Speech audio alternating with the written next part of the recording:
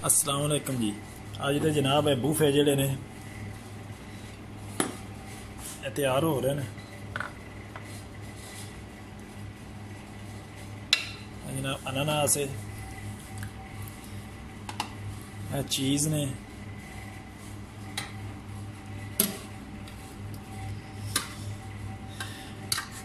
काले चिट्टे जोड़े ने ओलिव्स ने।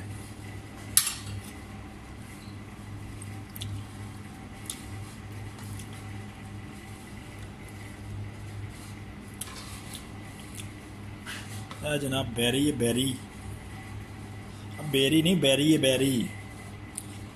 एक ब्लू बैरी होंदी है, रेड बैरी है।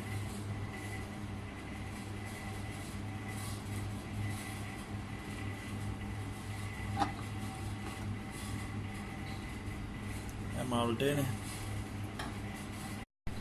यह जनाब पीज़े ने दो गए। यह कबाब पिज़्ज़ा अपना है, पिज़्ज़ा कबाब है, पे है, ठीक है।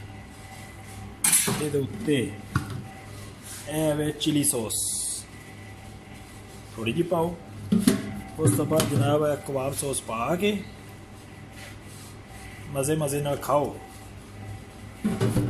बूफे हो गया मेरा तैयार, ठीक है।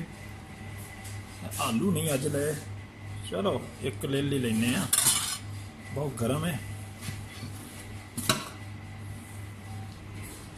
चलो 2 आलू हो गए। चावल भी ले लेने तो ठीक है। पे कबाब कट रहे हैं।